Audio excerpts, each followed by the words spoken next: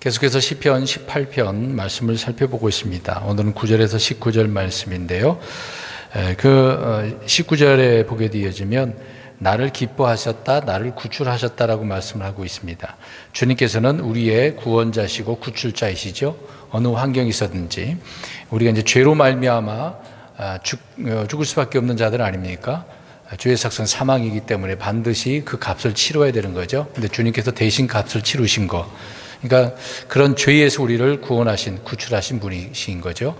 그 외에도 많은 부분에 있어서 주님께서는 어떤 환경에서, 어떤 질병에서 구출하신 분이다라는 것을 알 수가 있습니다. 18편 그 표저에 있는 대로 다윗이 사울의 손에서, 원수들의 손에서 주님께서 구출하신 그날에 주님을 어떻게 고백을 하고 있는지를 말씀해 주고 있는 거죠.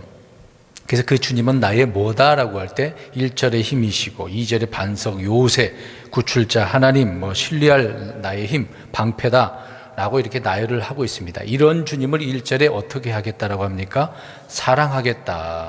사랑하겠다라고 이야기합니다. 근데 말씀드린 것처럼 환경은 좋은 게 아니에요. 좋지 않습니다. 원수들에게 쫓기고 날마다 그 대적을 이제 저항을 받기 때문에 얼마나 힘들고 괴롭겠습니까? 실제 삶이 그런 거거든요. 그럴 때 이제 이 4절에도 나오지만 사망의 고통, 5절에 지옥의 고통. 물론 다윗이 1차적인 부분을 말씀하고 있는 부분이지만 어느 면에서는 예언적인 부분이라고 말씀드렸습니다. 시편은 거의가 우리 예수님에 관한 이야기고 그 외에 저 사탄 루시퍼 이야기, 사악한 자들, 교만한 자들 이제 언급을 하고 있습니다. 그런 가운데에 구출하셨다라고 이야기하고 있는 거죠. 그래서 18편은 다윗의 입을 통해서 우리 예수님의 그 죽으심과 구원 그리고 재림을 말씀해 주고 있는데 메시아적인 그 예언의 시편을 말씀을 하고 있다는 겁니다. 4절부터 6절은 지난 시간에 잠깐 말씀드린 겁니다. 예수님의 고난을 다루고 있는데 그래서 겟세마네 기도와 십자가의 죽음을 이야기하고 있고 7절과 8절은 대환란에서 심판을 집행하시는 우리 예수님에 대한 말씀을 하고 있는 겁니다. 그리고 9절 10절에서부터는 예수님의 지상재림을 이야기하고 있는 거죠. 그러니까 지상재림, 이제 환란 때를 언급을 하고 있습니다. 그것도 이제 7년 끝부분에 되겠죠. 그걸 감안하시고 우리는 18편을 계속해서 살펴보려고 합니다. 9절 말씀을 보시길 바랍니다. 그분께서 하늘들도 휘시고 내려오신다. 또 어둠이 그분의 발밑에서 있었도다 라고 이야기를 하고 있는데 예수님의 재림을 이제 언급을 하고 있는 예언의 말씀인데요. 하늘들도 휘셨다라고 이야기합니다. 우리가 이제 다윗 때 생각해 보면 그때 하늘들이 흰 적이 있나요? 없죠. 아직까지 하늘들이 흰 적은 없습니다. 간혹가다 땅에서는 우리 이제 7절에 나와 있는 것처럼 흔들리는 경우는 있어요. 산들의 기초가 지진 때문에 흔들리는 경우 있어도 하늘들이 휘는 정도는 없었다는 얘기죠. 근데 앞으로 있을 이야기죠. 그때 그러면 이 예언의 말씀이 언제를 말하는 거냐라고 할 때 지상재림 때를 언급을 하고 있습니다. 그러니까 주님은 구름과 함께 오시지만은 자신을 숨기거나 이제 앞으로는 가리지 않죠. 이렇게 대놓고 주님께서 보이시는 그때 아니겠습니까? 그래서 땅에 있는 모든 눈이 주님의 그 공중이 아니라 지상 재림으로 오시기 때문에 다 본다라고 이야기하고 있는 것이죠. 이제 반대적으로 우리가 주님께서 승천하실 때는 사람들이 그분의 올라가심을 또 보았는데 또 주의 재림은 가신 그대로 공개적으로 누구나 볼 수 있도록 오신다라고 이야기하고 있습니다. 7절 말씀을 다시 한번 언급하겠습니다만은 주님께서는 땅을 흔들고 산들의 그 기초들도 요동하고 그렇게 흔드셨는데 이번에는 무엇을 흔드신다고 이야기합니까? 하늘들을 흔드신다. 근데 그 하늘들을 흔드실 때 하늘들이 어떻게 된다는 얘기예요? 휘어진다고 이야기. 이게 사람들이 생각할 때는 어떻게 하늘들이 휘어지지 그러죠? 공중에 있는 건데 이 하늘이 어떻게 표현하냔 말이에요. 우리가 눈으로 본 산들과 땅은 지진이 나서 흔들리는 경우가 있어도 하늘들을 하나님께서 흔든다? 이 사람들이 모르는 이해가 안 될 거예요. 과학적으로도 어떻게 저 큰 것을 흔들겠느냐라고 이야기할 겁니다. 근데 하나님은 어떤 분이에요? 불가능하신 분입니까? 가능하신 분이죠. 하늘과 땅을 만드신 분인데 그 하늘들을 하나님께서 휘신다고 이야기합니다. 땅이 쪼개지고 부러지듯이 하늘도 동일한 현상이 있게 되어지는 거죠. 학개서 2장 6절에도 이것을 언급을 하고 있습니다. 많은 말씀을 해야 되기 때문에 성경을 찾지는 않고 언급만 하겠습니다. 또 하늘들이 흔들릴 때 하늘들을 휘거나 구부러진다라고 하는 것인데, 이것은 엄청난 계시죠. 그 당시에 이 말씀을 봐도 아니 하늘들을 휘셔? 이 시편 18편만 9절만 봐도 이 사람들은 그냥 우리 대충 넘어가잖아요. 그냥 시적인 표현이다라고만 생각을 하지만, 근데 이 시적 표현으로 끝나는 게 아니라 예언적인 부분이기 때문에 이걸 읽으면 우리가 놀라워야 돼. 오늘 이제 우리 이 말씀 배웠으니까 앞으로 그것을 실제 경험하게 되어질 거란 말입니다. 물론 우리는 하늘에서 주님과 함께 있을 때 그것을 보겠습니다만은 놀라운 광경인 거잖아요. 정말 놀라운 일입니다. 근데 그때 또 주님께서는 하늘들을 휘시면서 어떻게 하신다고 합니까? 내려오신다라고 이야기. 이게 지상강림 때를 말하고 있는 거죠. 환란 전 휴거와 부활은요, 성도들이 하늘로 올라가는 것이죠. 우리는 공중에서 주를 만나게 되는 건데, 근데 대환란 끝에는 주님께서 친히 내려오신다라고 이야기하고 있습니다. 그래서 환란 성도들은 땅에서 주를 만나죠. 우리는 공중에서 만나는데, 그때는 하늘과 땅에 다양한 표적들이 있게 될 것이다라고 계시록에서는 말씀을 하고 있습니다. 그 가운데 하늘들과 땅이 흔들리는 것인데, 이미 이제 땅과 산들은 뭐 눈에 보이는 현상이지만 하늘들에 이제 문제 있는 거죠. 근데 이 하늘들이 흔들리는 것은 아무도 지금 본 사람이 없어요. 근데 앞으로 있을 것이다, 그 얘기를 하고 있는 겁니다. 그래서 내려오실 때 그렇게 하신다는 얘기죠. 또 그 다음에 어둠이 그분의 발밑에 있었도다라고 이야기합니다. 이제 환란 때쯤에 있게 되어진 것을 언급을 하고 있는 거죠. 이제 그때는 해와 달과 별들이 빛을 어떻게 할까요? 내지 못해 잃어버립니다. 지금 우리가 해, 달, 별은 반짝반짝 빛나잖아요. 낮에는 태양이 얼마나 강합니까? 밤에는 그나마 달이 태양에 의해서 비춰져서 밝지, 그래도 어둡기는 어둡잖아요. 근데 별들도 사실상 뭐 얼마나 반짝거리겠습니까? 근데 그런 별들의 반짝거리는 것도 다 사라지는 때를 말하고 있는 거죠. 그러면 환란 때 그런 현상, 아무것도 볼 수 없는 칠흑 같은 그런 상황이 되지 않겠습니까? 그때 사람들이 어떻게 했어요? 소돔과 고모라 때 롯에게 찾아온 주의 천사들이 사람들 어떻게 했습니까? 사람들의 눈을 가려버렸잖아요. 막 짚고 이렇게 했잖아요. 더듬었다 그러지 않습니까? 그건 아무것도 아니죠. 환란 때는 더 심각한 때가 될 것입니다. 그래서 마태복음 24장 29절에 예수님께서 해달 별들에 대한 이야기도 언급을 하고 있죠. 우리 성도들의 공중 휴거와 또 공중 재림과 달리 지상 재림은 이런 하늘의 표적이 나타나게 될 것이다 라고 이야기합니다. 그 중에 하늘들이 휘고 어둠이 있게 되어진다라고 이야기를 하고 있습니다. 무시무시하죠. 그러니까 지상 재림은 좋은 현상이에요, 나쁜 현상이에요? 사람들의 입장에서는 나쁜 현상이죠. 주님의 입장에서는 이 나쁜 놈들을 심판하는 때이기 때문에 그 위대한 하나님의 선하심이 되겠죠. 자, 10절 보겠습니다. 10절은 그분께서 구름을 타고 나셨으니 참으로 바람의 날개들을 타고 나셨도다라고 이야기합니다. 마찬가지로 우리 예수님에 관한 재림에 대한 이야기를 하고 있는데, 그룹들에 대한 이야기를 하고 있네요. 그룹들은 이 땅에 있는 자들이 아니죠. 저 하늘에 하나님과 함께 있는 천상의 존재들입니다. 근데 그룹을 바람의 날개들이라고 표현하고 있어요. 앞뒤 문맥이 서로 다른 것처럼 보이지만 그룹들은 날아다니는데요, 바람의 날개들을 그렇게 표현을 하고 있습니다.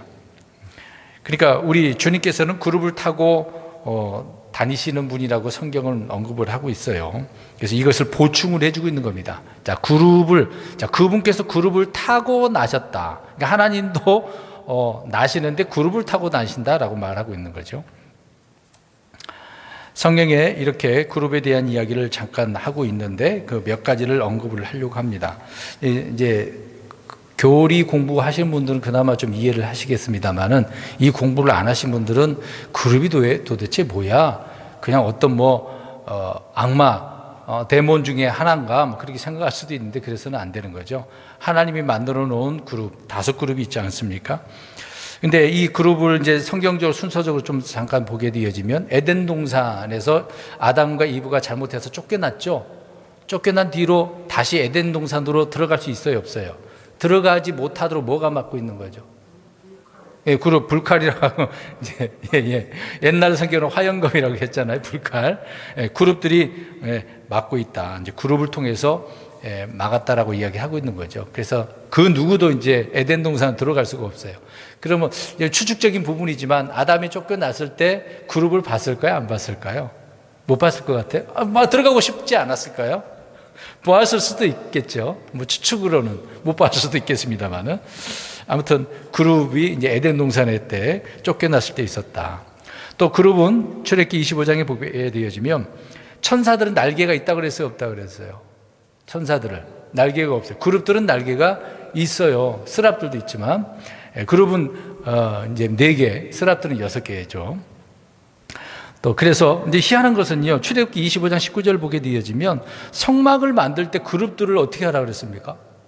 만들라 그랬어요. 그래서 휘장 거기에도 양쪽 서로 보게 하면서 수까지 놓으라고 하지 않았습니까? 희한하지 않나요? 하나님께서는 어떤 형상도 만들지 말라 그랬는데 우리 이런 생각을 안 해봤잖아요. 그렇죠? 그 이유가 있어요. 왜 이걸 만들려고 하는, 오늘 10절에 그 힌트가 나오거든요. 이게 형상을 아무것도 만들지 말라고 그랬는데 왜 그룹은 휘장에다가 그렇게 술을 넣고 만들었게 했을까? 근데 그걸 이스라엘 백성들이 섬겼다라고 한 적은 없어요. 그런 내용은 없습니다. 하여튼 그런 명령을 하셨어요. 또 출애굽기 30장 9절에 서로 마주 보도록, 그래서 궁율의 자리라고 옛날 성경은 시온자라고 하지 않습니까? 그 이유가 사무엘상 4장 4절, 시편 80편 1절, 이사야 37장 16절에 오늘 본문에도 말씀하고 있는 것처럼 주님께서 어떻게 하시니까? 타고 나셨고 그룹들 가운데 하나님이 어떻게 하시니까? 거하시니까. 그래서 그렇게 만들도록 했던 것이죠. 또 에스겔 10장에도 보면 그룹들의 실제 모습과 활동이 나와 있는 거죠. 그룹들은 항상 주님의 곁에 있고 주님이 타고 다니는 운송수단인 어떤 그런 창조물이라는 것을 알 수가 있습니다. 근데 그 사람들이 소나 나귀, 낙타들을 타고 이동하듯이 주님께서도 그룹을 타고 나신다는 얘기죠. 아무튼 구름을 타고 바람을 타고다, 이렇게 오늘 10절에 말씀을 하고 있는 건데 재림을 나타내는 그런 부분을 언급을 하고 있는 것입니다. 또 한 가지 더 붙인다면 덮는 그룹이라고 하는 루시퍼가 있죠. 5번째 그룹. 이놈은 타락한 놈이니까 제외해버리고요. 아무튼 하나님께서는 이 그룹을 이렇게 말씀을 하고 계시는데 왜 10절에 이런 부분을 언급하실까? 그러니까 지상 재림 때 주님께서 어떻게 하신다는 얘기예요. 이 땅에 있는 이 사악한 많은 그런 자들을 심판한다는 얘기, 심판을 선포하는 그런 의미로 말씀을 하고 있는 겁니다. 에스겔 28장 16절에도 오 덮는 그룹아, 루시퍼 이야기하잖아요. 내가 너를 불타는 돌들 한가운데서 끊어 멸하리로다 라는 말씀을 하고 계시거든요. 그러니까 하늘에서 범죄한 루시퍼에게 하나님께서는 심판을 선포하시는 그런 의미인 것입니다.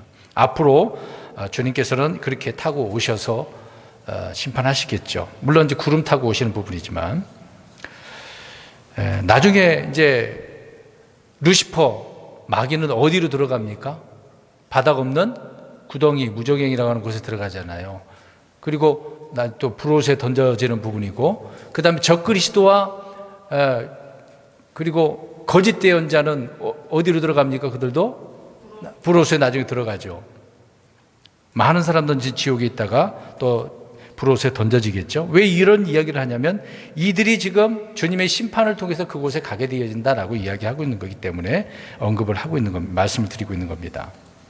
그러니까 타락한 자들은 주님께서 반드시 심판한다라는 것을 지금 언급을 하고 있는 내용이라는 것을 알 수가 있습니다. 11절 보시기 바랍니다.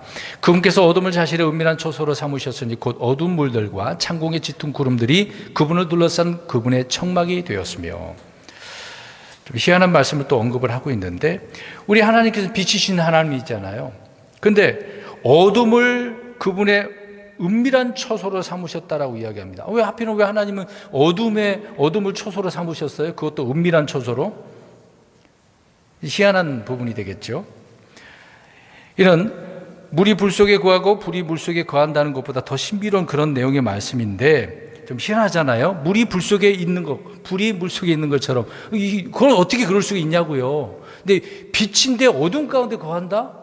이상하잖아요. 우리 정상적으로 생각해 보면 말도 안 되는 것처럼 보이지만 하나님은 지금 그렇게 하신다라고 말씀을 하고 있습니다. 이는 생명의 통치자시고 생명의 근원이시고 생명이신 하나님께서 죽음을 맛본 것과 같은 그런 내용의 말씀이 된 거죠. 우리 예수님이 그런 분 아닙니까? 하나님이 육신이 되신 것도 이런 신비 중에 하나라는 것을 알 수 있습니다. 우리 예수님은 하나님이신데 사람이 되셔서 저와 여러분들의 죄들을 위해 죽으셨잖아요. 그래서 어디 가셨죠? 지옥에 가셨잖아요. 그런데 오늘 시편 본문에는 어둠을 은밀한 초소로 삼으셨다라고 이야기를 합니다. 근데 우리 주님 안에는 어둠이 없는데 그런 표현을 하고 있는 거죠. 왜 이런 표현을 하고 있는 걸까? 쉽게 얘기해서 시편 97편 2절 가서 보게 되어지면 찾지는 마시고요. 우리 사람이 주님의 얼굴을 직접 볼 수 있습니까? 없습니까? 보면 어떻게 되죠? 죽어요, 죽어. 그래서 성막도요, 하나님께서 말씀하실 때 구름 가운데서 말씀하셨어요. 이스라엘 백성들이 두려워했다고 하지 않았습니까? 그래서 하나님은 구름에서 말씀하셨는데, 구름은 어두운 구름을 말하는 거 아니에요. 이것은 보호하는 거다라는 것을 알 수가 있습니다. 그래서 하나님은 믿는 사람들에게는 우리를 보호해 주시는 것이겠죠. 그래서 본문에서 그렇게 어둠은 주를 두르는 구름들 어둠을 말을 하고 있는 거다. 또 계속해서 곧 어두운 물들과 창공에 짙은 구름들이 그분을 둘러싼 그분의 청막이 되었다라고 하고 있는데, 주님의 그분의 둘레에 이런 어두운 물들 또 하늘에 짙은 구름들이 있었다라고 표현하고 있습니다. 있는 그대로만 보면 돼요. 실제 그렇게 말씀하고 있기 때문에. 그러니까 재림 때 이 빛이 그대로 사람들에게 비치게 되어지면 눈으로 보는 사람들은 다 어떻게 된다는 얘기입니까? 죽는다는 얘기예요. 죽어. 그냥 실명하는 겁니다. 엄청난 빛이 되겠죠. 그러니까 주님께서 짙은 어둠 속에 거하시는 것은 그분의 창조물들을 보호하시는 은혜가 되기 때문에 그렇습니다. 그런 의미로 우리가 이해가 되는 거겠죠. 12절 보겠습니다. 그분 안에 있는 광채로 말미암아. 그래서 어둠 얘기했다 이제 광채 얘기하고 있죠. 그분의 짙은 구름들과 우박들과 불타는 숫들이 사라졌도다. 자, 광채로 말미암아 구름들, 우박들, 불타는 숫들이 어떻게 됐어요? 사라졌어요. 자, 여기서도 그분 앞에 있는 광채라고 표현하고 있네요. 그분이 누구예요? 다윗이 지금 누구를 이야기한다고 그랬어요? 예수 그리스도. 그러니까 다윗은 자기 이야기한 게 아니에요, 지금요. 이 땅에 오실 메시아를 지금 말씀하고 있는데, 또 우리 이거 다윗의 입에는 지금 주님의 말씀을 선포하고 있는 그런 내용인데, 그분 앞에 있는 광채다라고 이야기하고 있습니다. 근데 이 광채를 한번 생각해 보세요. 사람들이 이 광채 그러면 무엇을 먼저 생각합니까? 하늘에 있는 해, 달, 별을 이야기하고 있죠. 그런 발광체를 이야기하는 게 아니에요. 주님 자체의 그 빛이 있단 말입니다. 우리가 앞으로 갈 새 예루살렘 도시가 거긴 태양이 있어요, 없어요? 왜 없어요? 주님이 무엇이니까? 빛이시니까. 그렇죠? 그래서 말씀드린 부분은 본문에서 광채는 발광체를 말하는 게 아니라 하나님의 광채를 이야기하고 있는 것입니다. 그러니까 주님으로부터 나오는 그 빛, 어마어마한 빛이죠.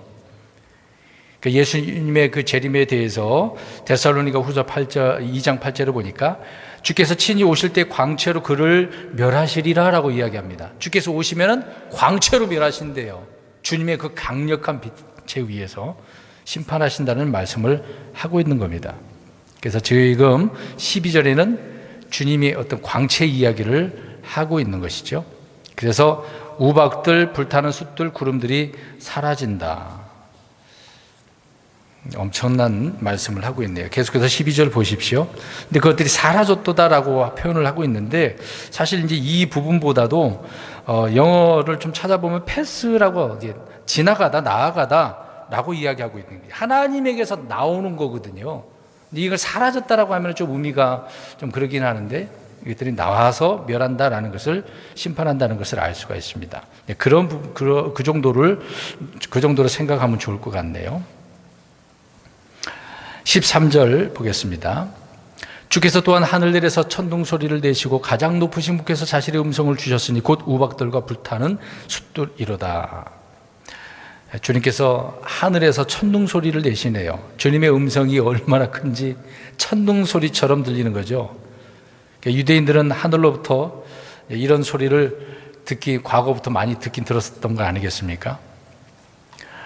요한복음 12장 28절에도 이런 부분을 말씀을 하고 있죠.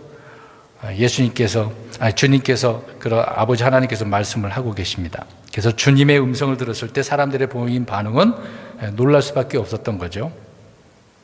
그래서 사람들은 천둥이 쳤다, 천사가 말을 했다, 뭐 그렇게 이제 이야기합니다. 근데 우리는 주님께서 말씀하셨다는 것을 알 수가 있죠. 근데 지금 천둥 치는 것은 뭡니까? 그냥 천둥이다. 앞으로 저와 여러분들을 공중에서 주님께서 우리를 부르실 때는, 휴거하게 될 때는 천둥 소리처럼 사람은 들리지만 우리에게는 주님의 음성처럼 들리게 되겠죠. 네, 그런 부분을 언급을 하고 있는데요. 그래서 13절 다시 한번 말씀드리지만 주님께서 천둥 소리를 내셨다, 자신의 음성이라고 분명히 표현하고 있는 거죠. 어마어마한 주님의 말씀을 음성으로 표현하고 있는 것입니다. 14절 보시기 바랍니다. 참으로 그분께서 자신의 화살들을 내보내사 그들을 흩으시고 번개들을 쏘사 그들을 쳐부셨도다. 계속해서 심판의 이야기를 하고 있네요. 앞절 13절과 연관해서 보게 되어지면 주님께서 천둥 소리를 내셨죠. 우박과 불타는 숫들을 보내셨어요. 사라졌다는 것보다도 나아가게 하셨어요. 그뿐만이 아니라 참으로라고 표현하고 있는 것처럼 자신의 화살들을 보내셨습니다. 근데 그 자신의 화살들이 지금 무엇일까요? 그러면요, 써 있지 않습니까? 14절에 번개들이라고 이야기합니다. 화살도 있는데 번개예요. 여러분, 번개 한번 만져보시고 계십니까? 번개 맞으면 어떻게 될까요? 죽어요. 뭐 산 사람도 있더라고요. 기적적으로 산 사람도 있어요. 근데 번개 맞으면 죽어요.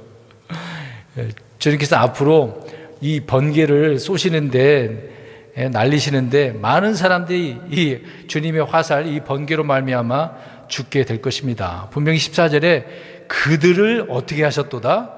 쳐 부수셨도다. 여러분, 번개 한번 맞아보세요. 그냥 터지는 거예요. 사람 속에 있는 거 다 터져버리는 겁니다. 우리가 번개가 한번 수백만 볼트라고 하지 않겠습니까? 그냥 우리 이 120볼트만 손에 대도 큰일 나는데요. 하나님이 사람을 멸하는 무기가 이렇게 화살들이라고 하는데, 번개, 그 외에 주의 칼은 역병도 있습니다. 역병. 많은 그런 주님의 무기가 있죠. 우박들도 있고요. 비는 말할 것도 없겠죠. 적들을 향해서 이런 무기들을 주님께서 사용하셔서 흩으시고 쳐부신다라고 말씀합니다. 그러니까 이 내용을 읽을 때 그리스도인들이 나를 이렇게 하는 거 아니야? 이제 그럴 생각할 필요가 있어요, 없어요? 없어요. 우리 그리스도인들에게 이야기하는 게 아니기 때문에. 단지 우리는 영적으로 교훈을 얻는다고 한다면 이런 부분에 있어서 나 자신을 돌아보는 거, 살피는 거, 그 정도는 돼야 되겠죠. 15절 보겠습니다. 15절에 오 주여, 그때의 주의 꾸짖으심 곧 주의 콧구멍 숨의 거센 바람으로 말미암아 물들의 바닥들이 보이고 세상의 기초들이 드러났나이다 라고 말씀합니다. 주님의 그 콧구멍으로 물들의 바닥이 어떻게 됐어요? 드러나네요. 다 보이게 됐습니다. 이제 여기 물들은 이제 바다를 이야기하고 있는데, 그 바다의 바닥들이 다 드러났어요. 역사적으로 홍해를 건널 때도 어떻습니까? 이스라엘 백성들이 건널 때 그 바닥이 보였어요, 안 보였어요? 보였고, 그 바닥이 어떻게 됐습니까? 짙은, 뻘이었나요? 그 바닥을 어떻게 해버렸어요? 마른 땅으로. 바람을 다 불러버린 건 마른 땅이 돼버렸던 거죠. 자, 그렇게 주님께서는 홍해를 건널 때도 바닥을 보이신 분이잖아요. 드러내신 분이잖아요. 요단강을 건널 때도 어떻습니까? 이제 내려오던 그 요단강이 끊쳐서 멈추게 돼서 그 바닥을 건넜는데, 그때도 어땠습니까? 그 바닥이 드러나서 이제 마른 바닥으로 건너갔잖아요. 하나님은 그런 거예요. 무엇으로 그렇게 하신 거예요, 지금요? 오늘 15절에 콧구멍에 숨의 거센 바람으로. 주님께서 이렇게 입으로도 후 부는 게 아니라, 입으로 나오는 것은 그 숨이잖아요. 근데 콧구멍이라고 이야기합니다. 엄청난 콧구멍의 그 바람, 심판을 이야기하고 있는 거죠. 이 본문의 15절의 말씀은요, 예언의 말씀인데 계시록 16장 12절에 말씀을 하고 있습니다. 우리 이거 잠깐 볼까요? 계시록 16장 12절 한번 보도록 하겠습니다. 이제 어떤 강인지를 설명을 하고 있고, 16장 12절, 16장 12절 읽겠습니다. 시작. 여섯째 천사가 자기 병을 큰 강 유프라테스로 쏟아부었는 그것에 물이 말랐으니 이것은 동쪽 왕들의 길이 예비되게 하려면. 아니 병을 쏟았는데 유프라테스 강을 다 부었단 말이죠. 근데 그 강물이 다 어떻게 돼버렸어요? 말라버렸네요. 말라가지고 그곳에 마른 바닥이 됐으니까 누가 그걸로 지나갔다는 얘기예요? 왕들이. 이제 왜 왕들이 들어왔어요? 이 내용이 뭐예요? 동쪽으로 가는 그쪽이 열렸으니까 그쪽으로 오고 있는데 왜 가겠어요? 유대인들 이스라엘을 죽이려고. 전 세계 어떤 연합 군대가 되겠죠. 오늘 15절에 주의 꾸짖으심과 또 세상의 기초들이 그렇게 드러났다고 이야기하고 있죠. 그러니까 바닥을 다 드러내셔서 주님께서는 심판하고 있는 것을 보게 되어집니다. 대환란 때 엄청난 일을 보게 될 것인데요. 아무튼 원수들이 마른 땅이 되어버린 유프라테스 강을 건너서 예루살렘으로 진격한다는 그런 얘기를 언급을 하고 있는 겁니다. 앞으로 있을 일들이 되겠죠. 그렇게 되어지면 엄청난 재앙이 또 올 것입니다. 16절 보겠습니다. 그분께서 위로부터 보내서 나를 붙잡아 주시고 많은 물들에서 나를 끌어내셨으며 라고 이야기합니다. 위로부터 보냈다라고 이야기합니다. 그럼 뭘 보냈을까요? 보냈다고 그랬으니까 뭘 보냈을까? 그분께서 위로부터 보내사 나를 붙잡아 주시고, 나를 붙잡아 주시는데 뭘 보내서 나를 붙잡아 주신다고 하네요? 무엇이겠습니까? 물론 보낸 부분을 우리가 생각해 보겠습니다. 신약 시대에 우리 그리스도인들에게 보내신 게, 예수님이 가시면 우리에게 보내신다는 게 뭐죠? 그렇죠. 그 성령님이 저와 여러분들을 어떻게 합니까? 우리 안에서 말씀을 생각나게 하시고 위로하시고 성령 열매를 맺게 하시고 우리를 그렇게 붙드시는 거잖아요. 또 하나님께서는 이 땅에 우리 예수님을 보내셨지 않습니까? 친히 그렇게 내려오셔서 성도들을 붙잡아 주시고 구출하신다는 그런 내용의 말씀이 되는 겁니다. 그래서 위로부터 보내셨다. 주님의 강림을 이야기하고 있는 거죠. 이제 앞으로도 그러면 그렇게 내려오셔서 주님을 믿는 환난 성도들도 그렇게 구출해 주시고 보호해 주신다는 그런 의미가 되겠죠. 하나님은 자신의 천사들 또한 그렇게 보내셔서 백성들을 모으고, 그래서 알곡은 어떻게 해요? 어디로? 곳간으로. 죽정이는 불에다 던지겠죠. 그냥 보낸다는 생각을 우리가 넘어가서는 안 되겠습니다. 16절에 계속해서 보시면 많은 물들에서 나를 끌어내셨다라고 이야기합니다. 그럼 여기에서 이제 많은 물들은 뭐예요? 지중해 바다예요? 대서양입니까? 우리 동해바다, 서해바다, 남해바다일까요? 그런 물들에서, 문자적으로 물론 바다 강들이 되겠죠. 근데 여기서는 그런 부분이 아니라 물들은요, 민족들을 가리킨 경우도 있습니다. 그러니까 바다를 가리킨 경우도 있지만 민족들을 가르치는 부분을 언급을 합니다. 민수기 24장 7절에도 보면 그런 말씀을 언급을 하고 있어요. 우리 민수기 24장 7절을 잠깐 읽어볼까요? 안 되시면 제가 읽겠습니다. 그가 자기 물통에서 물을 부으며 그 씨가 많은 물에 있으리로다. 그의 왕이 아각보다 높으며 그의 왕국이 높여지리로다 말을 하고 있습니다. 그의 씨가 많은 물에 있으리로다 이야기합니다. 민족들 위에 있다는 얘기가 되겠죠. 그러니까 이스라엘을 민족들 위에 두시겠다라고 이야기합니다. 민족들의 머리가 되게 해주셨다, 머리로 삼으셨다라고 하는 약속의 말씀인 거죠. 사실 다윗과 솔로몬 시대에 한번 경험을 하지 않았습니까? 다윗과 솔로몬이 통치를 얼마나 잘했어요. 특히 솔로몬 때는 전쟁보다도 다른 나라들이 다 어떻게 했습니까? 찾아왔잖아요. 솔로몬을 어떻게 상대해야 합니까? 그러니까 민족들의 머리로 있었긴 했었던 거죠. 근데 앞으로 민족들의 또 머리가 되는 일은 주님께서 한 왕국을 이 땅에 세우실 때 친히 왕국을, 하늘의 왕국이라고 하는 지상 그 왕국을 세우실 때를 말하고 있는 겁니다. 또 시편 29편 3절에도 주의 음성이 물들 위에 있다라고 이야기를 하고 있어요. 또 주께서 많은 물들 위에 계시도다라고 하고 있는데 모든 민족들의 그 부분을 민족들, 사람들을 이야기하고 있는 겁니다. 자, 아무튼 본문에서 다윗은 자신의 어떤 전쟁을 지금 말하고 있는 것이 아니라 앞으로 모든 민족들로부터 구원받게 될 이스라엘의 미래를 언급을 하고 있는 거예요. 그러니까 오늘 시편을 보면은 여러 번 강조하지만 시편의 어떤 감동적인 그런 부분보다도 이스라엘에 대한 또 주님에 대한 심판과 환난 때를 언급을 하고 있으니까 우리가 이제 그런 부분을 생각하면 감동적인 부분은 아니겠죠. 용과 짐승과 거짓 대언자와 또 온 땅에 그 왕들이 합력하여서 이스라엘을 삼키려고 할 때, 그때 하나님께서 위로부터 보냄을 받아서 예수님이 이 땅에 오셔서 심판하신다. 그 얘기를 지금 하고 있는 겁니다. 16절이 이제 그런 얘기하고 있는 거죠. 그래서 나를 붙잡아 주셨다, 나를 끌어내셨다 라고 언급을 하고 있는 겁니다. 17절 보겠습니다. 나의 강한 원수와 나를 미워하는 자들에게서 나를 구출하셨나니 이는 내가 감당하기에 그들이 너무 강하였기 때문이니라. 그러니까 이 구절을 역사적으로 다윗에게 경험하게 되어지면 물론 블레셋 사람들에게서 지켜주신 거죠. 또 사울 왕뿐만 아니라 오늘 표조에 있는 것처럼 그런 부분이 되겠죠. 그런데 예언적으로 적용을 해야 되겠습니다. 예언적으로 적용을 하면 강한 원수는 누굽니까? 여러 번 강조하지만 앞으로 환난 때 이스라엘을 핍박하는 자들이 대표적으로 누굽니까? 용, 짐승, 거짓 대언자, 그리고 땅의 왕들입니다. 네. 이스라엘과 환난 성도들은 이런 강한 원수들에게서 어떻게 한다? 누구에 의해서 구출받는다? 우리 예수님에 의해서 구출받는다라고 이야기를 하고 있는 것입니다. 그러니까 이 강한 원수들이 계시록 12장 13절에 언급을 하고 있습니다만은 쫓겨난 그 용과 천사들이 이스라엘 미워하고 죽이려 한다라고 하지 않습니까? 얼마나 큰 일인지를 설명을 해주고 있어요. 18절입니다. 그들이 내 재난의 날에 나보다 앞서갔으나 주께서 내 버팀 기둥이 되셨도다. 계속해서 보세요. 이 어려운 원수들의 어려움을 통해서 자꾸 주님은 나를 어떻게 해주신다라고 강조를 하고 있습니까? 구출해 주신다.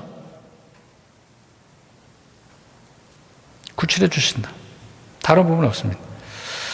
어떤 이제 다윗이 이런 체험적인 부분을 언급을 계속하고 있는데요. 재난의 날에 나보다 앞서가셔서 내 버팀 기둥이 되셨다. 참, 누가 이런 일을 대신해 주겠습니까? 사람이요? 조금 지진만 나도 옆에서 도와줄 수 있겠습니까? 못하죠. 쓰나미가 밀려보세요. 내 몸도 가누지 못하는 누구를 도와주겠습니까? 여러분, 소방서에서 일하시는 분들, 구급 대원들을 보세요. 그 많은 사람들을 어떻게 다 감당합니까? 10,000명이 모였는데 몇백 명으로 되겠어요? 10분의 1 가지고? 아이고, 안 되죠. 그 많은 일을 어떻게 감당합니까?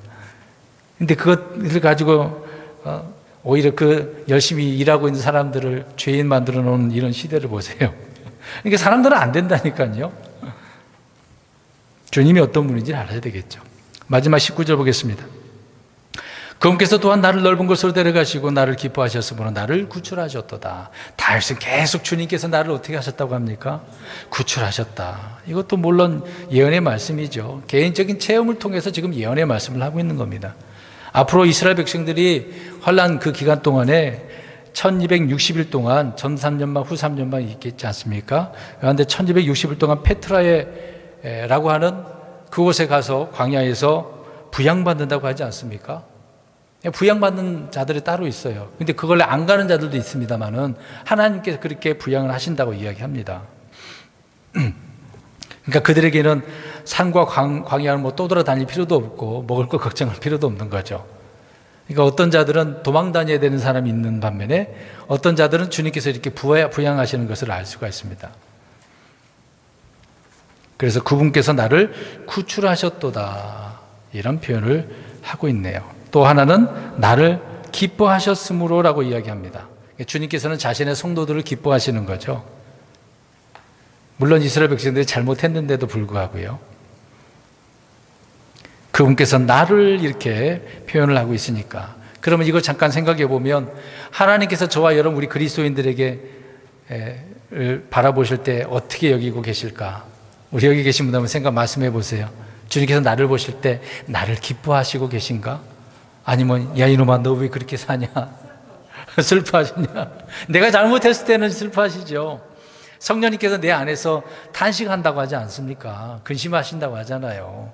성령 충만하지 않으면 주님께서도 그러시겠죠. 그러나 그럼에도 불구하고 저와 여러분을 자녀 삼으셨기 때문에 늘 기뻐하시는 거죠. 우리 아버지 하나님은 우리 아들 예수님을 보시고 우리를 기뻐하시는 겁니다. 우리가 뭐 잘난 것은 하나도 없잖아요. 지금도 보면 저도 항상 뭐 기도하는 부분이지만 내세울 거 하나도 없는 이 연약한 자를 우리 예수님을 통해서 구원해 주셔서 감사합니다.